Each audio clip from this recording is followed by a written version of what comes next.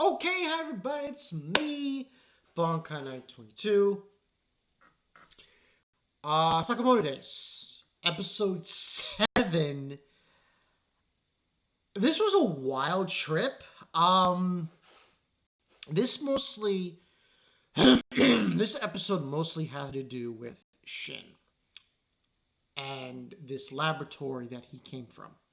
So, what ends up happening is the episode starts with um, Sakamoto and his family, his wife and him, going to see their daughter's parent-teacher meeting thing. But they just present themselves to the class, the whole thing with that. And while that's happening, his wife's obviously concerned. Oh, can you be sure to leave it to the store to Lee and Shin? Then we go over to them, and they're like fighting, blah blah blah blah. Guy from last episode with the bird shows up. He wants meat buns, pork buns. And they're fighting and they're fighting and fighting.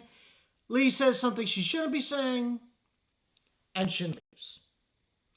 Of course, the guy's picking up the meat buns that she threw at Shin that's on the floor. Ew, can I have these? While happening, Shin leaves. He comes back though, but Lee gets kidnapped by these guys in hazmat suits. Now, at the point, we don't really know who they are. But later on, we find out they're from the lab.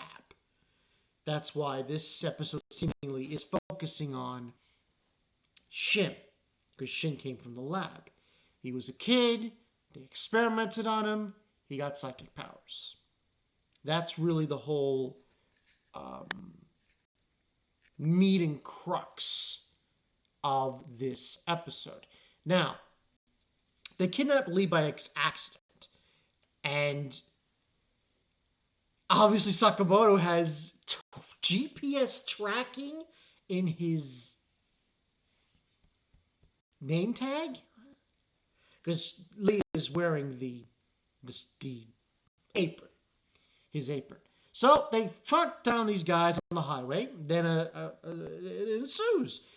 These guys, by the way, are assassins. I didn't think they were assassins. They apparently are. Well, some of them are.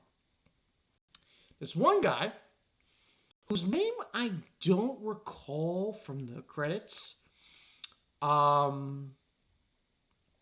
I don't recall it. Let me just try to see here. No, I don't recall it. Anyway, he basically Seba. That his name? I think his name is Seba. Yeah, it was Seba. Anyway, he ends up fighting Shin on top of a van. And he has this weird ability where he can go invisible.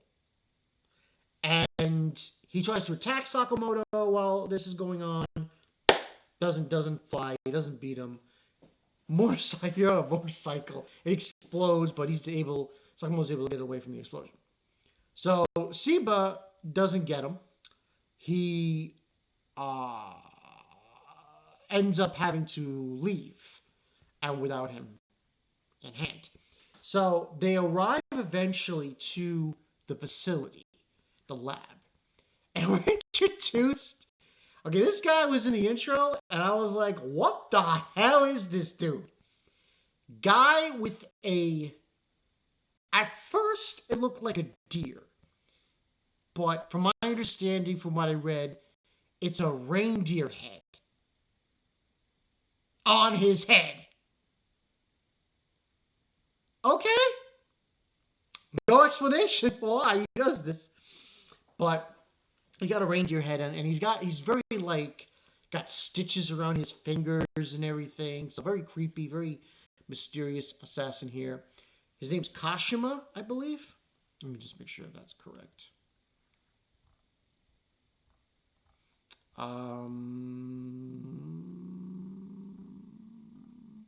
Yeah, Kashima.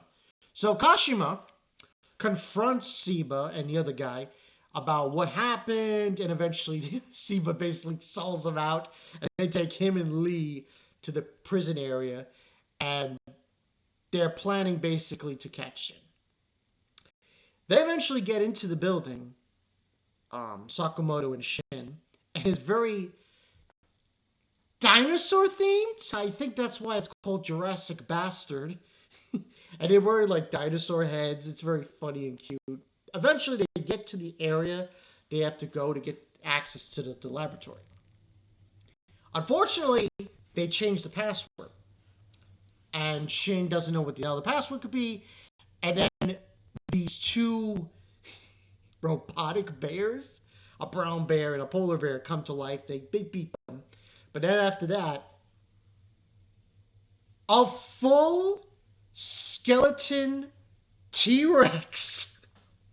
This is the second animated season I've seen a giant T-Rex skeleton. But this time, this one's alive. And it's got something in its mouth. It was like some kind of sonic boom thing. So they fight it. Eventually, Sakamoto takes it out. Like, yeah, no joking around. And that goes from that happening to them obviously going into the lab proper and meeting up with the other scientists. They're getting assaulted, the scientists, by these guys. These are basically their assassins. And the fight that ensues is basically they meet up with the scientists, but then they get Shin and Sakamoto hidden from this guy. He's like a mad scientist, Mad Hiroguchi. One of the scientist types, he's got syringes and shit. What he does is he stabs Shin with this syringe that screws up with his language.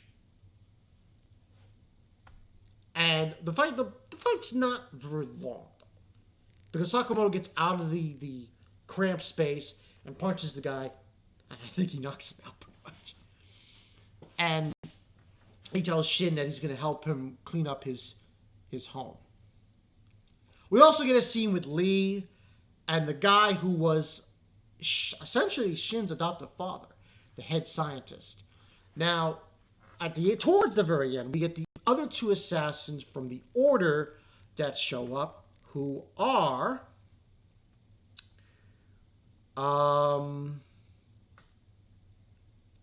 Osaragi and this other guy whose name I don't recall. So they show up. They're there basically to... Yeah, they're basically there to track down and find out X. Now, surprisingly enough, from my understanding, I think the assassins that are there are associated with that guy. I could be wrong, though. But that's where the episode ends. Overall, I thought this was a very interesting episode. I thought the action was a lot more intense. I thought there was a lot of WTF moments. I'm going to give this a 9 out of 10. Yeah, I'm going to definitely give this a 9 out of 10. I thought it was done very well. Animation-wise was good. The action sequences and especially the fighting on the highway, that was... Oh, man. It's always good to see an anime or anything in general where they're fighting on a freaking highway. That is amazing. So definitely 9 out of 10 for me. I could be wrong, but I believe this is only 8 episodes. Actually, no, I was wrong. It's 11. So we're going to get 11 episodes basically of the season. So basically, this was episode 7. 4 more. Not too bad. It's a staple 12 or 13, but still pretty good. So we can look forward to further more. So I'm guessing we're going to get a conclusion next week with... I need to say this right now. I love animes where you've got villains who are wearing some kind of headgear. Just some kind of weird shtick that makes them stand out to anybody else. It's always freaking cool to see that shit in an anime like that. So, but then, like I said, 9 out of 10 for this one. I think we're gonna, as we get closer to the finale, we're gonna get really more intense as we get further into the story with the Order, this guy that's killing people. So yeah, this is Bakai 22. I'll catch you guys later. Peace.